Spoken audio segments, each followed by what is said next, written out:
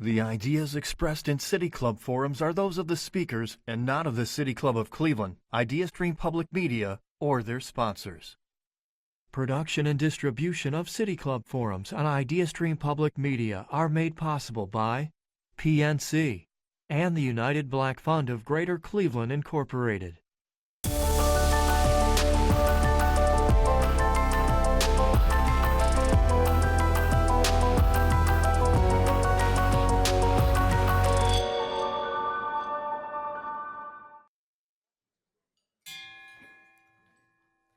Good afternoon, City Club members, students, educators, and community guests. Welcome to the City Club of Cleveland. My name is Claire, a sophomore at Laurel School and a member of the City Club's Youth Forum Council. Today's forum is titled Environmental Justice in Our Backyard.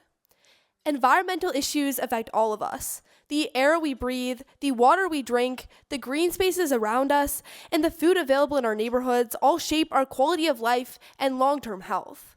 Yet access to these resources is not experienced equally across communities. Environmental justice asks us to consider how environmental challenges like pollution, lack of green space, or limited access to healthy food disproportionately impact certain neighborhoods and what it looks like to create more equitable solutions. Here in Northeast Ohio, local leaders and organizations are working to address these challenges through advocacy, sustainability initiatives, education, and community-based action. Today's conversation will explore how change happens at the local level and how these efforts connect to broader environmental movements. We are honored to be joined by Ebony Hood, director and co-founder of SIAT, and Angela Yeager, sustainability professional and program manager. Moderating today's discussion is Asal Mohammadi, a junior at Hawkins School and a member of the Youth Forum Council.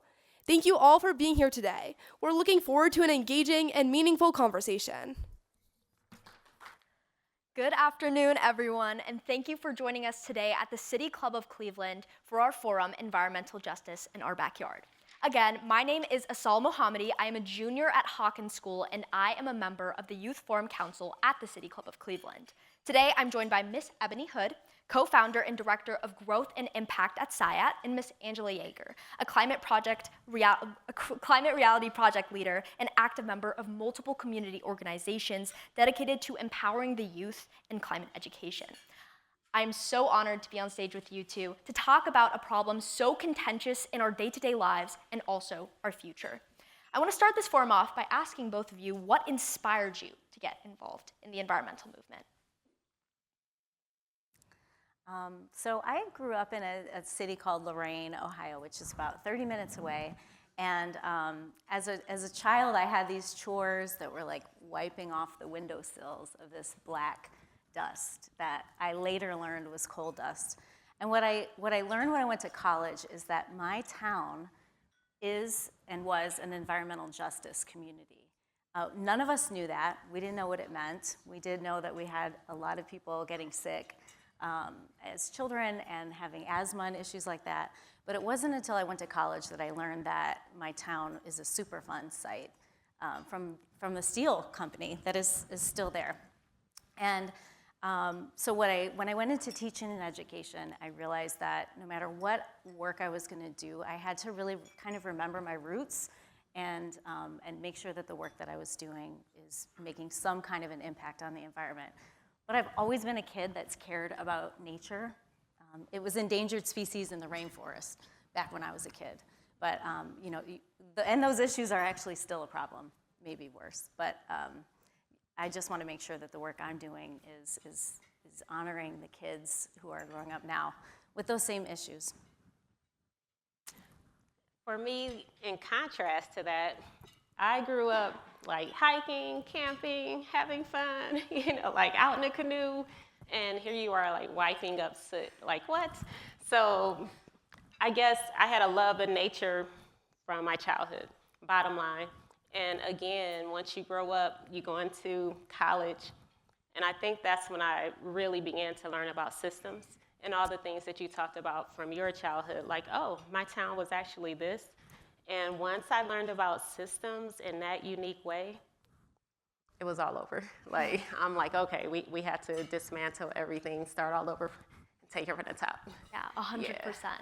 And I feel like Cleveland is a really unique city in that it's always served as a hub for conversation on the environment through concern, through solution, and it's been pioneering sustainability and environmental awareness.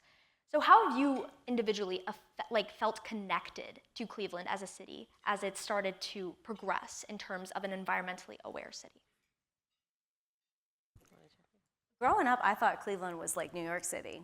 I was like, the big buildings, this is amazing. Like, I couldn't wait to like grow up and move to the city that is this city. But it wasn't like, learning about the history of the environmental movement here in Cleveland was really powerful for me. That the whole, EPA and all the Clean Air and Water Acts that are now actually in danger of being repealed or are being repealed, all of that stemmed from Cleveland. So, I just love our city is amazing. We have beautiful natural resources. I like to think sometimes about the nature that Cleveland used to be before industry, that this was a indigenous, really a hunting space of pristine nature. And I think Cleveland's gonna have to lead the way without a lot of federal support or even state support in continuing that movement. So, I mean, this whole movement, the environmental justice movement, is a civil rights movement. This is the front lines of it. And I think we all have a responsibility to pick up the baton and get it as far as we can. I know I've been lucky enough, I don't know if it's luck or just who I am, my lived experience. We grew up learning a lot about Black history. So of course you would know about Stokes and the Cuyahoga River, the Stokes brothers in general, and what they did for the environmental movement. Like, those things were just taught to you. But even as a child, I'm like, this place is kind of grungy and gross. Like, I remember like when the steel mills were like really, really active, like, why is there fire, shooting up? Like, those are the things that I always wondered as a kid. Like, this is just so weird to me. And if you ever had a chance, like I was blessed enough to visit other places, our water was like gross. Like, it wasn't beautiful water, the Cuyahoga River, all that. It was just like, you know what I mean? So to have like, I guess to have a connection in a way where I wasn't proud of our environment in that sense, but very, very, very proud of the environmental movement of like African-American leaders that even rocked it here. So that was something that I was able to grow up with. Yeah, 100%. Yeah. And I think that when we think back to the title of this forum, the term environmental justice can seem like really distant and really disconnected for many people. And with growing politicization and polarization of the work dedicated to the intersection of social justice and the protection and stewardship of our communities, a lot of people are disconnected from that realm. So how have you in your careers been able to define environmental justice? I think we're all connected to it, whether we want to be or not, because at the end of the day, we all deserve, every person, no matter where they grew up, how much money they have, deserves a right to clean air, clean water, and unpolluted food. Like, these are just basic human rights. So I think we're all a part of the system, whether we want to acknowledge it or know it. But I think environmental justice, the justice piece of it, is that we have to, number one, stop causing harm to communities. And when I say communities, it's primarily communities that we know have been intentionally divested in, right? Or had their political power stripped from them, or literally been dumped on with pollution. That these communities, we have to, number one, stop causing harm, and we have to repair. And that takes a lot of work. I mean, repair is a lot of work, but I think the movement is in a place. I mean, civil rights is still an ongoing movement, right? The environmental justice and civil rights movements are tied together, but I think there's actually a really good place. And the fact that this room is full of young people, and that I've seen large groups of young people who care come together, gives me hope. And we're here. Us elders in the community, I'm like, are here to support your work too, and to mentor and help you get that going. Yeah, it's, you're like, oh, the young ones give me hope. I'm like, because the adults do not.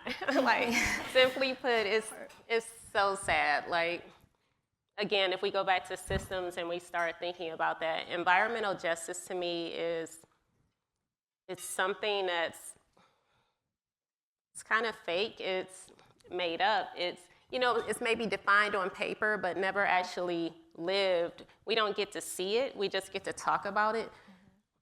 I don't even think it's a box that you can even check. I would even take a check box on environmental justice right now, and I think I'd be satisfied, with that, but I won't be. But for starters, I would say. But ultimately, if we can get our society in alignment, I go into rooms and I always talk about how lopsided they are. And when I say lopsided, not only with race, but again, even with youth, I'm like, you all just don't know how many times I want to pull you out of school. Like, come to this meeting. I need for you to see what's happening with these adults. They are not adulting right now. Like, this is so sad.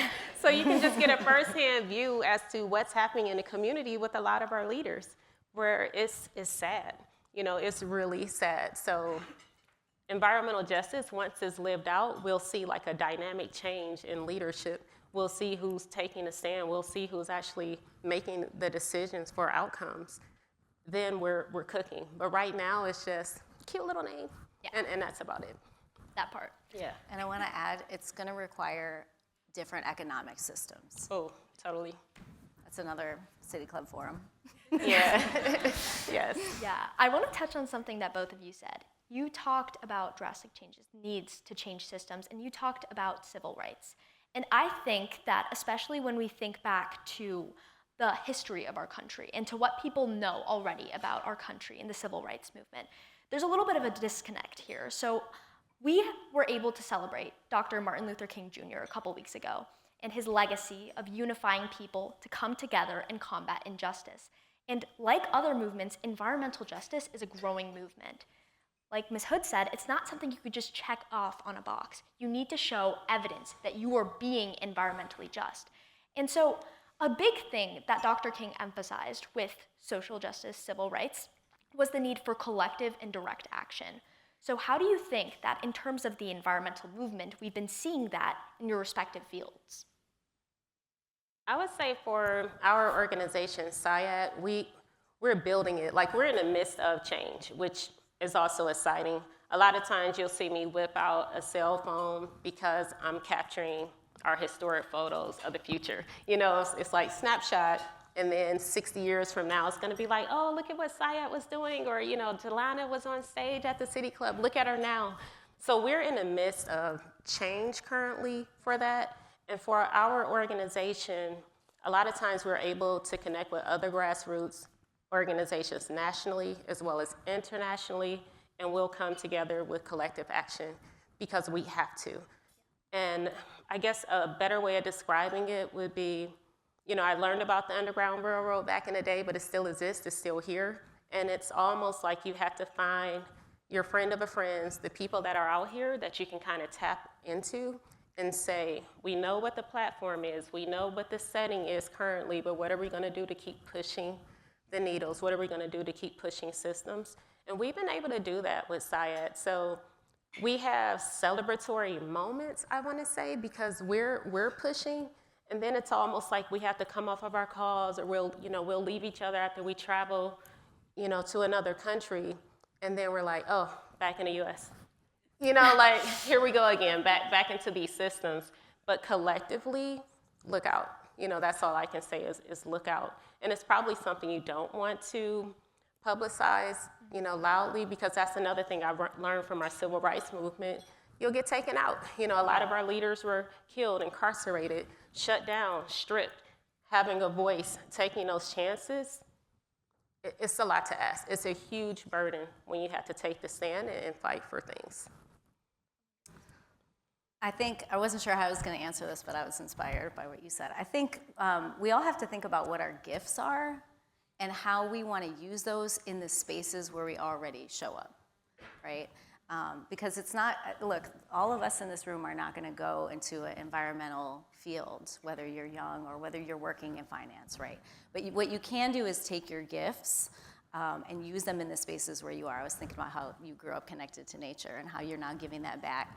I grew up, I don't know, like doing little workshops in my yard, teaching, and realized that was my calling. And I think I've been lucky enough to work in education for, I don't know, like 20 years now. And it's looked different in different places. Like maybe I was leading a nature club, or maybe my class I was teaching was physics and there wasn't as much space, but I would tell stories about, you know, how they banned shark finning or something like that. I think you just have to find where you're gonna make change in the space that you are. I've been lucky to work with students on the Northeast Ohio Youth Climate Summit, which I may mention again, but I wanna make sure I didn't forget. So I think any opportunity where you can bring together or join or be part of a community like this, especially for the young people, you all are just learning. You're not expected to do a lot yet, although you have a powerful voice and can. But you're in the learning phase about things. So just learning about something is actually feeding your future activism. So. Yeah, and Ms. Yeager, you've been a pillar in environmental education with all the work you do with local organizations, to the Climate Reality Project, to the Northeast Ohio Youth Climate Summit. And so I wanted to ask, how do you think that social media has played a role, especially for the youth involved in the movement? I'm gonna take off my parent hat and not talk about social media that way. But I think, you know, social media is the reality right now. It's how a lot of people get their news. And I think it's a powerful tool for good or for evil. You know, I think there's a lot of, I don't know if anyone in here follows the EPA's current social media platform. Every single thing that pops up there, I'm like, that is a lie. We can call it misinformation, you can call it spin or propaganda, but a lot of it is actually just lies. So I think, and that's really sad. It's really sad. And the repeal of the endangerment finding, if you don't know what that is, like Google that, it's really bad. So, but I think I'm also seeing a lot of climate joy and climate hope. So I wanna challenge all of us in here to scroll past the doom scroll and find the wins. Because in order to make change, you have to study the strategy of people who have won. And there are a lot of stories of laws that have been blocked, things that have been overturned, right? Of women who have communities in Louisiana who fight the oil and gas industry and prevent them from building a new factory, right? Like these are wins, and I think we have to study those wins, right? And like to get people to care, social media is a good tool for that. But everyone's trying to steal your time on social media. This is my parent hat coming back on. That everyone who's on there trying to sell you something, your time is money. It's your actual only currency as a young person, your time. And who and what you give your time to really matters. Yes, I totally agree. As someone who follows a lot of climate reality projects, who follows the EPA on Instagram, I've seen everything, and I think that it's a really fine line trying to distinguish what's real and what's misinformation. And every single time I encourage everyone in the audience, youth and adults, to look something up before you fully, believe it or repost it or send it to a friend. And Ms. Hood, you've been instrumental at SciAT with the work you do specifically for creating outdoor programs and having recreation for youth and their families. And so I wanted to ask, what are some of the skills that you want the participants of your programs to take away? I think ultimately, outside of the actual sport, like Delana mentioned, oh, I'm a black diamond skier. So, you can have a title for something that you accomplished, but ultimately, I think it's if they can walk away with like a sense of agency for who they are as an individual and what it means and what does it mean to, step into a space and lead, then we're already winning. I see it happening probably way before any of our participants, and that's for youth and the adults. Like you see it taking place, they probably don't even recognize it, that they're progressing in their lane and in their place. But it has less to do with, can you build a fire, with just a piece of flint or something. It has way less to do with that than it does a sense of, again, agency about who you are in this space and how do you want to show up and what does that mean, and then to share it. So being outside, that's, people ask, and you all may have people who know me that, I say this a lot, it's definitely our secret sauce. Like Cleveland, Ohio, and I see sun rays. What? Like, that's just a secret sauce. Like, you don't have to do anything, but if we had a program today, people would walk away, feel not having from engaged with us. Yes, that's true too, but just from just being fed by sunlight in friggin' February in Cleveland, little things like that. So I would say a sense of agency is the most important thing to me. Expect me at the next one. Can And I just, also- I'm such a fan, can I shout out Ty? Yeah. So something that you heard the phrase like before you will act to protect something, you have to love it. I think what your family really does is help these young people fall in love with nature, which is the motivating factor, right? So I think that just Thank you. Thank you. Yeah. We're terrible at telling our story. We really are, but I just say hopefully if you have a chance to engage with us, you will leave unchanged. And if you're not with us, you'll be fed by our spirit. So either way you can get touched by Syed. they're doing the work. Yeah. Like you guys are doing the work. Thank you. Yeah, and I know that the work that both of you do is really important, but oftentimes faces obstacles, whether that be from the local government, the national government, or even just backlash. So what are some of the challenges you have faced within your careers or just within your lives? I wasn't gonna say this, but I'm gonna say it. Go ahead. Sometimes you may be the only person in the room or the company or in the space that cares about an environmental issue or a decision that's made. And I think the hardest part of that is how do you, especially if you know this is like, there's so much work to do, there's only so much time and energy, how do you bring people with you? And I think that's always the greatest challenge. Aside from the government cutting funding for everything, like I have to say that the IRA and the BIL, which were two policies that were passed under the previous administration, were the largest investment in climate and environmental funding in history in the world. Like that was, and they didn't tell the story well enough, I think, of that. And that is being held up in courts, repealed, taken back, clawed back, which means like you get the money, no, now we're gonna take it back. And I think that, aside, how do we convince people to keep the money flowing to the communities that need it to do this repair is the greatest challenge. And that's gonna happen in every organization that you work at. If you start a club at your school, you're gonna be told there's no money. Yeah. I will say where there's a will, there's a way, and that there are people that you have to directly ask for them to open their pockets and fund some of this stuff. So I just want to shout out a local school that my daughter goes to that they are implementing composting. It's not going to solve the world's problems, but it's a little bit, right? Like make the change where you can, but be ready to be the only person. So find your people and make that change in community if you can. Yeah, I did a very long pause when you asked the question. I'm like, It's think hard. about the setting. You don't want to go R-rated or anything like that. Like, but I would say, again, the labels are huge barriers. Being black, being female, kinky hair, you name it. Poor, what's your zip code? And on and on and on. And I would say that the scientific, logical side of me had so much hope that data would be our answers because that's what I was told. What do the numbers say? And I'm like, we know the outcomes of like red line communities and why aren't we giving, so I was seeing it and I can see the truth and I could clearly have an understanding of it, but I didn't see dollars flow that way.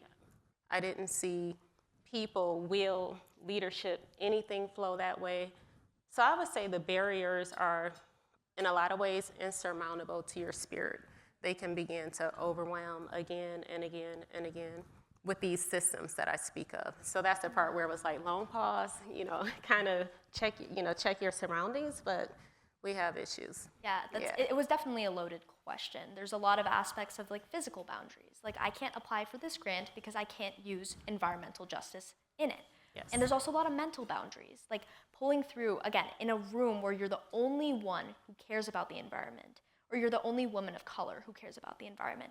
It is so hard. And I think that especially for the youth today, because we're centering on the youth, a large percentage of them fall victim to helplessness and the idea that their impact is not enough, which leads them to lose hope and motivation.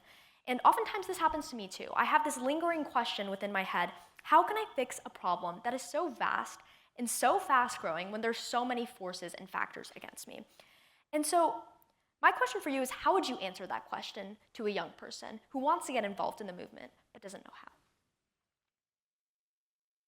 If you're a young person today and you're clueless about how to get involved, then I would say stay out of the movement.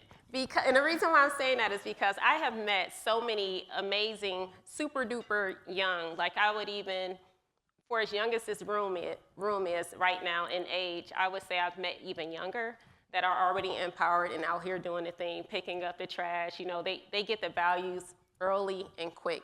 So if you are indeed clueless, I would say maybe this isn't the movement for you, because what world are you living in where this stuff isn't shoved down your face every single day? So it wouldn't be so much of a, what do I do versus where do I sign up? And, like how can I join said group or those different things, because it's definitely in there. Kind of like, with issues of race, I'm like, again, if you were to wake up and say, oh, I didn't know that, the United States had that problem, again, I would say, okay, well, you just stay out of it, because we have so much information, misinformation or not, we have so much information that I think any person would be able to just kind of pause and kind of take a break and say, where do I sign up to fix said thing? That's how I look at it, like we're at a world of opportunity. So if the question is, where do I sign up, or something like that, then I can help you.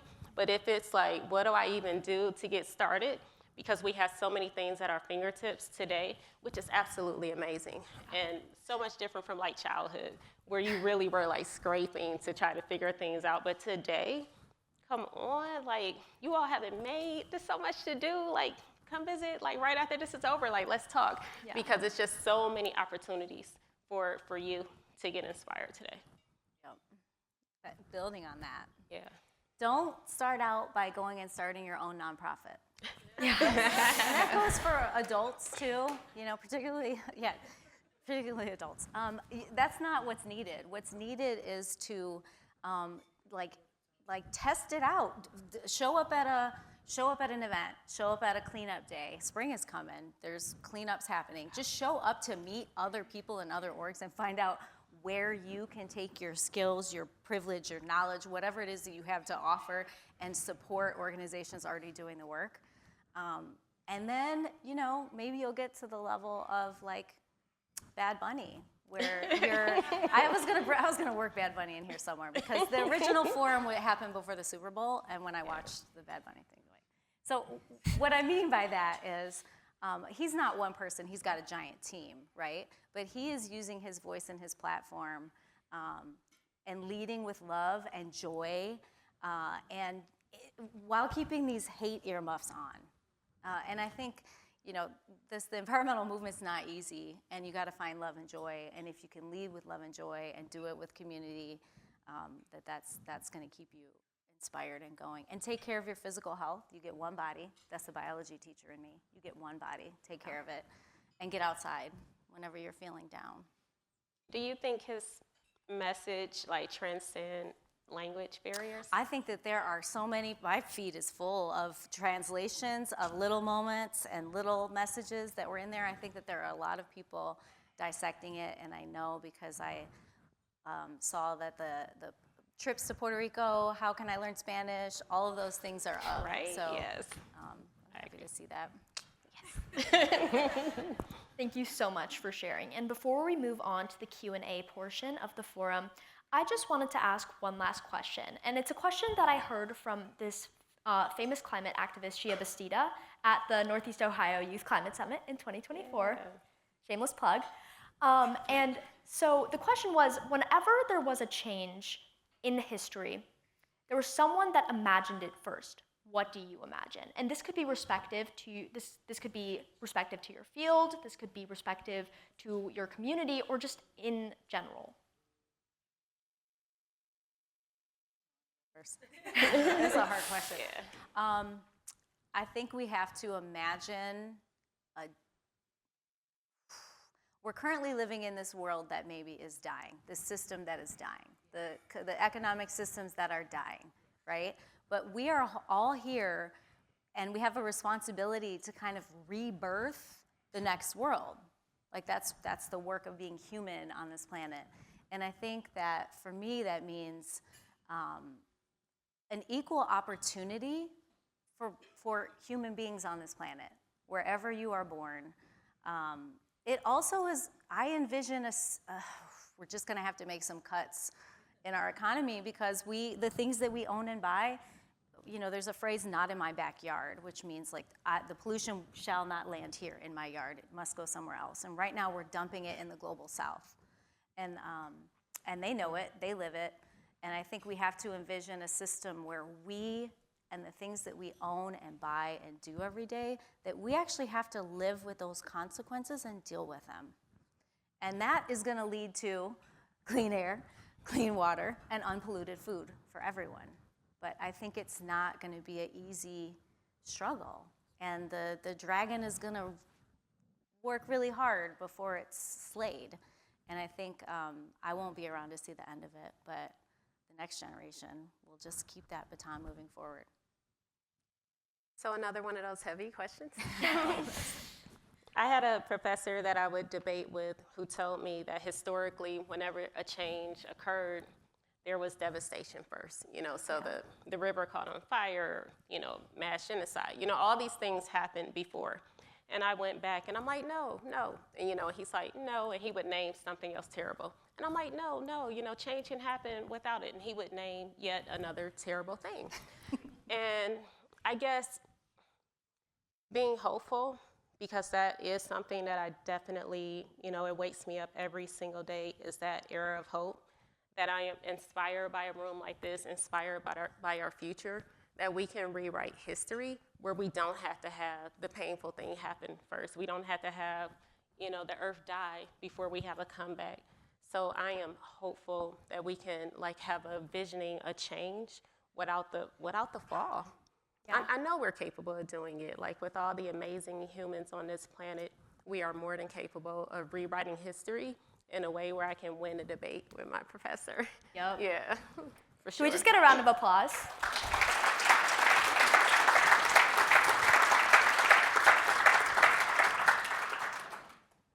Today we've been enjoying a youth forum entitled Environmental Justice in Our Backyard, featuring Ebony Hood, director and co-founder of SciOT, and Angela Yeager, sustainability professor and programs manager. Moderating today's conversation has been Asal Mohammadi, a student at Hawken High School. Today's discussion has been focused on how environmental challenges impacts communities differently, what environmental justice looks like in practice, and how local organizations and collective action can help create more equitable and sustainable outcomes across northeastern Ohio. Now we're opening the floor to hear from you. This is your opportunity to ask a question related to today's discussion or something you'd like to explore further with our speakers. If you'd like to ask a question, please raise your hand and remain seated. A youth forum council member will let you know when it's your turn to approach the microphone. Please help us avoid a line so we can keep this process smooth and inclusive for everyone. We welcome questions from students, educators, and City Club members alike. Questions should be brief, focused, and preferably end with a question mark. If you're joining us via webcast, you can text your question to 330-541-5794, and we will include as many as time allows. At today's microphone is our Youth Forum Council member, Naksatra and Elina. Could we have a first question, please? So I have a text question. For students interested in environmental justice careers, what skills are most valuable to start building now? Relationship building, getting to know people, old school style, one-on-one, face-to-face, those type of things. I think that's one of our biggest barriers in life, is that we don't pause to get to know one another. And I do believe if we did, we could definitely eliminate like 99% of our issues just by taking time to just build relationship and be like have just joyful unions with one another. What's like just basic things. That's one of my suggestions.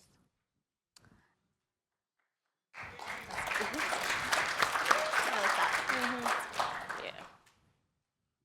Hello, y'all. Hey. So you both mentioned the fact that at times the government may cut funding and that you might even be the only person in the room trying to stand up for environmental issues. Since the environment issue is systemic, do you personally believe that the solution to the problem is advocating to add in or remove laws or a complete remake of the system that enables constant issues in the environment? Ooh, both. You have to work to dismantle broken systems while also living and working within them. So here's an example. In Cleveland, air pollution is a really huge issue, and there are really 6 major polluters. One of them is a steel company called Cleveland Cliffs. As a girl who grew up in the steel industry and wiped the coal dust, I feel like I can say the name. And if we can pressure those 6 industries to decarbonize, which basically just means switch from ugly, disgusting coal, you notice I didn't say clean, beautiful coal, ugly, disgusting coal, to green energies which already exist, that would pretty much take care of the bulk of our area's pollution. So I think, meanwhile, working to advocate for a better, more equitable system by being involved in your local government or your councils. So I think you have to do both. You don't have to do both all the time. You also have to have a life and have sports and have fun, but both. I'm gonna always go dismantle, period. Yeah, I'm so tired of, working within systems. I'm over it, and I don't see an answer or a path that way.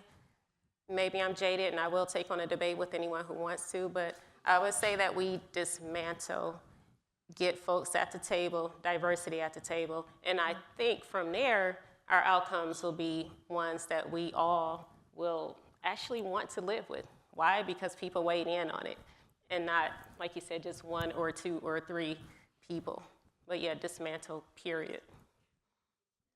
Thank you. Mm-hmm.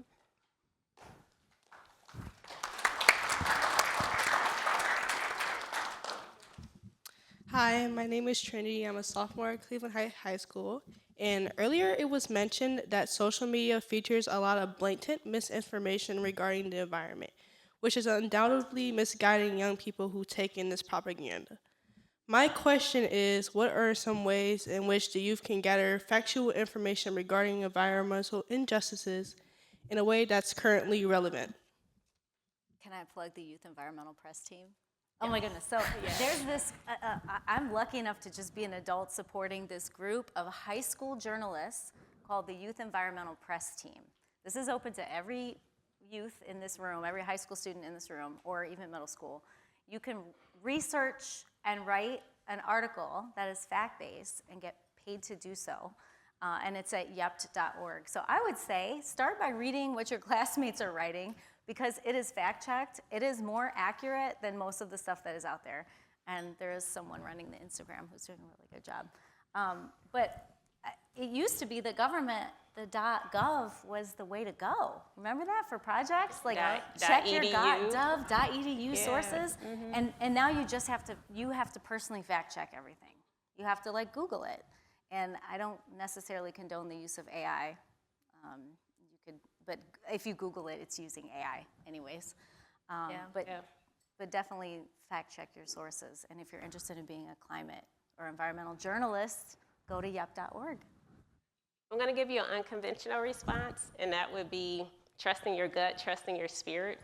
So as much as we have those tools, I'm just saying that to say, because I grew up raised in religion, and I would look at other nations, other countries that had different religions, and I'm like, my counterpart that's the same age, 7 years old, what if they didn't believe in my God and all that? What would happen to them? So my gut told me that I just couldn't inherently just believe, like what was put in front of me to be the only answer. So a lot of times that feeling that we get on the inside, which is hopefully like kindness, those type of things, you can have that lead for what you think should be valued, what should be true, what you would want to see in your environment, and kind of lead with that. Love that answer. Thank you.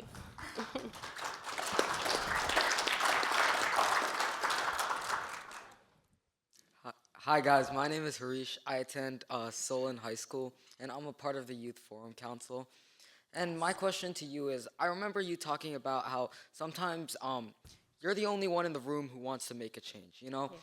What inspires you to keep moving on when this is reality? Like, what motivates you? Find the little wins, like find the little successes. I'm inspired by the friends I make, because there's something to be you might be the only person in the room, but you're not the only person. So when you meet up with those other people who are doing the work, and you can share strategies or commiserate or whatever, like find your community and your people. And I'm a little bit motivated by anger. So when it's my like go-to crutch emotion that I have to control. But it's also really motivating, right? In the same way, anxiety can be motivating. You're like, that's making me nervous, I need to do something about that. Anger, like when you hear someone call an antiquated form of energy clean, beautiful coal, like that makes me so angry that I feel more motivated to go do work. So I think you have to find your own motivation of what like drives you.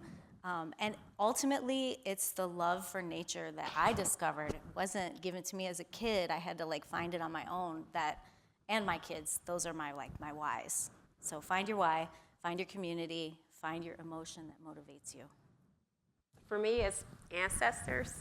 So I go back in the past and I think about everybody before me and what they did to like come to this day. So now we're here at 2026 full circle. That inspiration alone, I want to say maybe it outshines like even a hope of the future, because they've been here. It's already written, and yet we're still here. So ancestors have really gave me so much hope to just keep on keeping on. And as much as I might do a side eye to the U.S., we are so blessed to have like a diverse nation, and that fuels me. So then I get to study the ancestry of other people and bring all of that together, and that is so hopeful and so inspiring.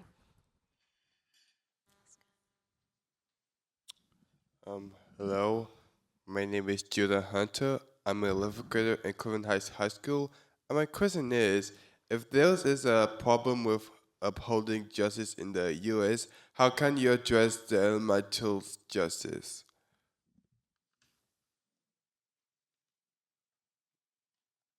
In the U.S. as compared to other places, maybe? Yeah. Okay, I think what we all don't realize, a lot of us don't realize, is that we were moving, we like started this environmental movement, and we're moving backwards. And the rest of the world is moving forward. And I think it's really important to recognize, it's almost like if you go to a party and you're wearing an outfit and you're like, oh, this is out of style now, because everyone else has like moved on to a different style. I think we can learn from the rest of the world and what they're doing. We can look to, China even, and India, and that are really moving their industries to cleaner forms of energy. I think it's the time where we used to be the leaders, but now we really need to look around globally and see the changes that are happening in other countries and learn from them. But to do that, we have to realize our outfit's out of style first. We have to realize that we are not leading on things anymore, and that we need to learn from other countries. That's a good question. Great question. I love that. We're dated. Yeah. We got work to do. Yeah. We're dated. We're not trending. No. Trending backwards. Right. Hello, everyone. I am Jermisha Hicks, and I am a Mandel Honors recipient at Tri-C, and now a CSU Mandel recipient. Two-part question. Yes. Thank you. Two-part question, ladies. First part, you ladies mentioned being the only one in the room, and I find myself more times than not being the only one in the room. But how do you know when to push the system, when to fight back versus putting your hands up and maybe starting elsewhere or being a part of something else that can take over and help that movement that was lacking? How do you know that? For me, it comes from within, within. Like literally, at first, I had to admit I stumbled, and because of how I was raised and designed, and I guess my spirit in general, I was always pushing, saying something, pushing back. And then I remember the first time I was like pulled into an office, like in a corporate setting. Like, hey, you shouldn't have said X. And I'm like, what? I shouldn't have said what? Because I knew it was the right thing to do or the right thing to say. So that part where I talked about a burden of saying a thing and doing a thing, the only reason why I would say like to walk away or when you would know, it's the part that I love when people show you their cards. That's the part where you're like, now I clearly see why would I even waste my time. If it's a mystery, that's when you do the relationship building. You do a dance, you do a tango to learn what's there. But when people show you your cards, I'm like, I have no reason to walk into a room at all if I know what's going to be there, if I know what's going to be at stake. Otherwise, pretty much what you see is a person who's always been saying a thing, period, and paying for it, quite frankly. I would have to say even paying for it. So if you're willing to, take that on, okay. I got you. We can talk, Okay. Yeah. I would say you learn a lot in that room, and you learn a lot about yourself, because I don't think that everyone is just a born leader or a good public speaker or a good convincer. And being the only person in the room is a powerful place to grow yourself. So at the end of the day, we come into this world and we leave this world, and we have to live with ourselves for that, right? Where you work and where you make change or what school you go to, those are temporary things. And all of this is working towards your spirit and your skill set. And I think you'll know, like you said, you'll know. And you also, it's much like a relationship. If you feel like I have grown as much as I can in this relationship and this is as far as it's gonna go, I think that's when you kind of know that. But I don't want to make it seem like being the only person in the room is necessarily a bad thing, because that's where you grow and that's where you develop the leadership skills that you need to then start your own thing or join with other people. Thank you for that last part. So, ladies, you mentioned having hope in these times as you literally see our world dying. How do you feed that spirit of hope just in everyday life and then in corporate life? So I get to work and live like in the same job. So my sister and I will tease like, okay, let's go do something, so we can have like one program and we're refueled again like immediately, those type of things. I think that to me has been a game changer for everything. So yeah, ultimately I would say if you can come hang out like again, get refueled just from being out there, just doing the thing. Thank you for your time. And I think you're stronger than you know, too. Whenever I start to feel hopeless, I think about children growing up in genocide and how they are somehow able to then go forth in their life. And I'm like, if you know what, this thing that I'm dealing with, or like, I am strong enough. My grandma used to say, this too shall pass. I think part of the human struggle and the human existence is living in a imperfect system and figuring out where your lane is to make that work better. And then back to Bad Bunny, comunidad, like have fun, like lighten up. Our time is limited here. That's right. Like get outside. Yeah. Thank you, ladies. Thank you.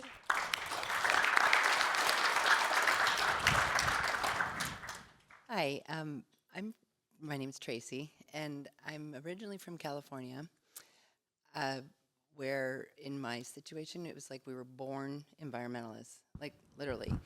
So when I moved to Ohio, I had no idea. And I'm still trying to catch up on the 15 years I've been here, also raising kids and being a little sidetracked. But how we could be so backwards here, and no offense to people, but I'm like, wait, we don't do this, you don't do that. And that's like elementary. So I definitely reach out to different groups, but my biggest issue right now, I'm getting a little bit older, but I'm all about it. I'm environmentalist to the bone. I've got eggshells all over my counters and I repurpose everything. Anyway, how do I get out to, because I think what's missing here is just knowledge. I think that in my whole neighborhood, beautiful neighborhood, they have no idea what they're putting in the ground and down the sinks, and then they're told recycle or do this or do that, packaging our water. Like, there's just so many things that it's like, how do you not know? So how do we, or what do you guys do to get to the small people? Clearly it starts at the education. I'd like to see gardening with kids in kindergarten. But as far as soils and things to educate our backyard to make me safe, if nothing else. So do you have literature or programs or anything? I love this question because I have been envisioning my next career when I'm retired as a climate granny. I'm serious. So I actually think there's a lot of education out there. I actually don't think that education is, and I'm a teacher, I don't think that education is what's needed. Right. It might feel that way. I think you just have to go be the change. Like, you have to block, like, if you're retired and you are not blocking 10 hours a week, I'm gonna challenge you to 10 hours a week of things that you can do, like organizations you can join. I want you to meet Bitcoin, raise your hand, climate route right there. Go talk to him at the end. Like, they will help you. There are so many organizations. There's, let's name some. People Over Petrol. Us. SIAD, right? Use your hands, right? And if you feel vulnerable enough, you have power that a lot of people who are working for different jobs don't have, right? If you, I'm assuming you're retired. Yeah. So you could actually advocate more politically than a lot of people who are either in jobs where they can't, or they're students who are like, every single thing I put online will be looked at by a college. I would say use your hands. Like, donate your time. Does that make sense? It does. You know, one thing I will say for Cleveland in particular is we're lucky enough to have a Great Lake. So even from, I would say out west, someone like Cali, where you're like, oh, they're ahead of the game. But I'm like, but we have a Great Lake. So it's like, I always use that as a badge because it's a freshwater resource that so many other cities don't have, including California.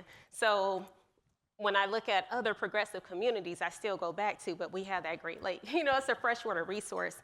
And to me, that has been something to fuel that excitement. So what we do in our organization, or what I do in life period, is just being immersive in it. So when you say, how do people not know? And then that's when you do the back door, like you said, the education. It's you sneak it in there because they're going to experience the thing. But to your point, it can be kind of sad, right? But, people crack oh, that's the Midwest, but literally, I always tell people just, we have Lake Erie, we have a Great Lake, and good luck. I would say good luck to everyone outside of us because you can't boast about that. And then we'll eventually catch up, but we have that when other states can't even come close. So we got some wins, we got some wins here for OHIO.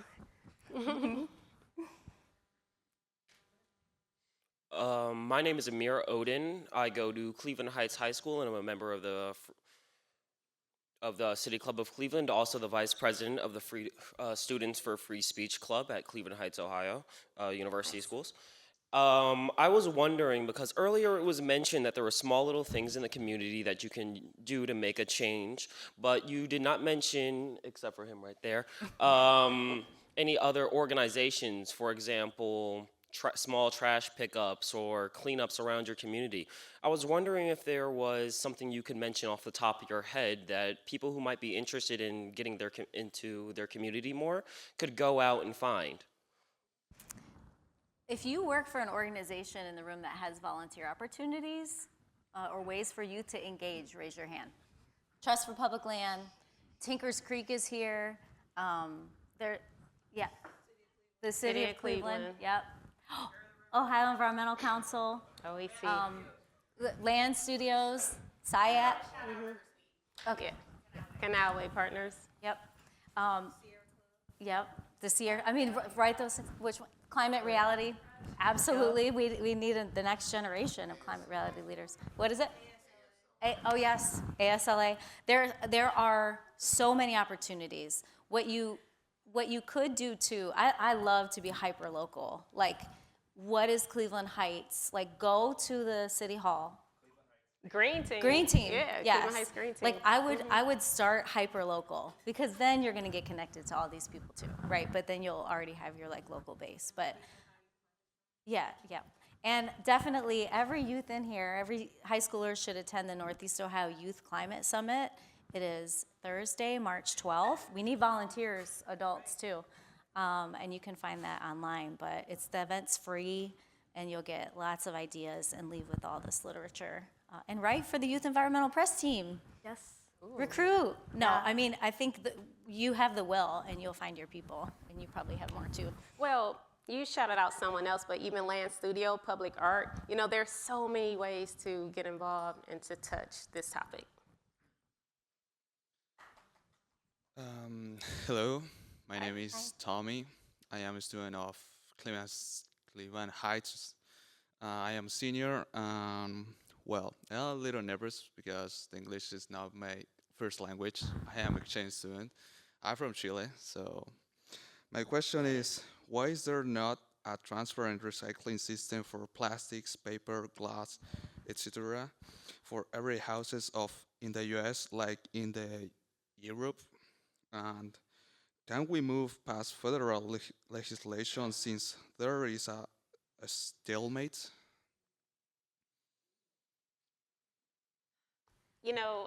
We're coming down on time, but this goes back to those systems again.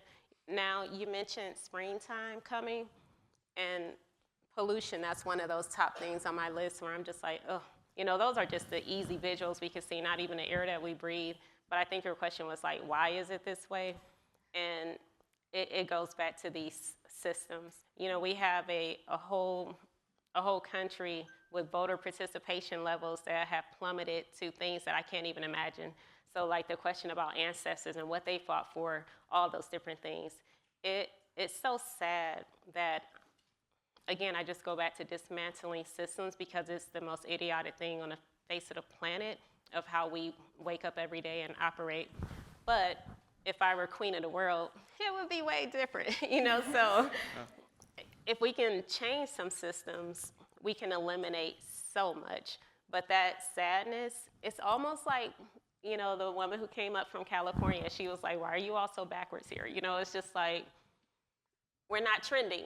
We are certainly not trending. We're dated. We're pathetic. I wish I had a better answer for you, but I am here for the fight of that.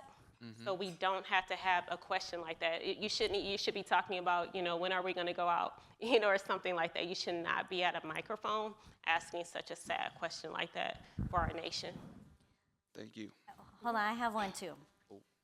If we, think about this, if we could somehow acknowledge microplastics are pollution and cause harm, now we label water bottles, plastic water bottles, a toxic waste product, and we either eliminate them, which we used to, like we used to have glass water bottles or whatever, just bring your water, and then we make those companies that are producing all of this toxic waste, plastic water bottles, take that stuff back.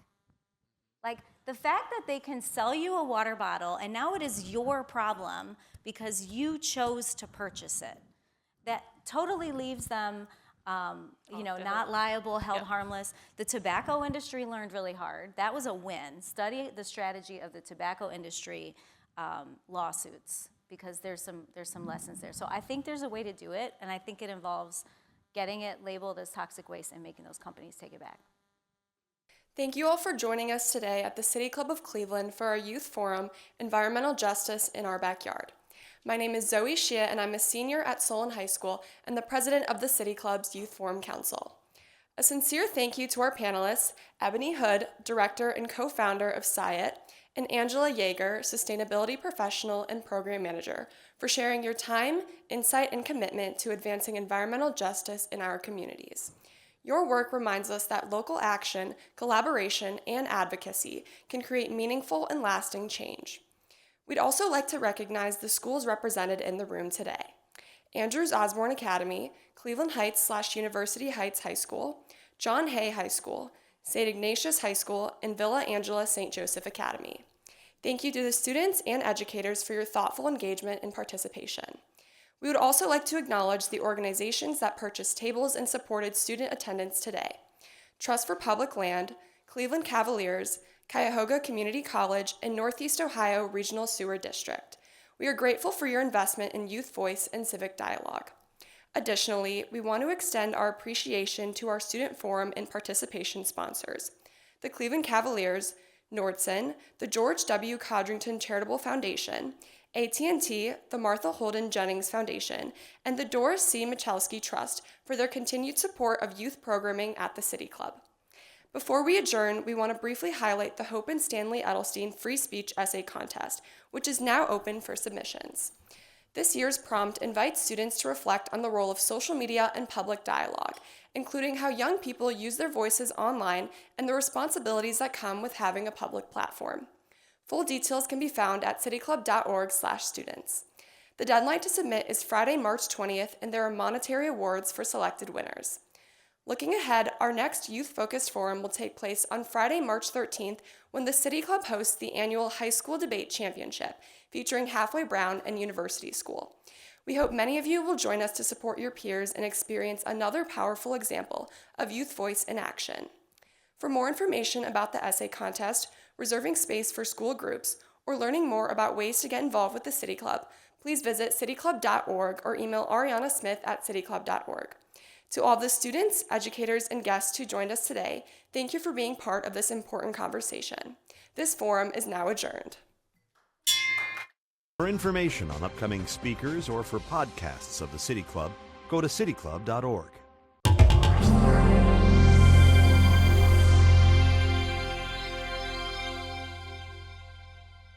The ideas expressed in City Club forums are those of the speakers and not of the City Club of Cleveland, IdeaStream Public Media, or their sponsors. Production and distribution of City Club forums on IdeaStream Public Media are made possible by PNC and the United Black Fund of Greater Cleveland, Incorporated.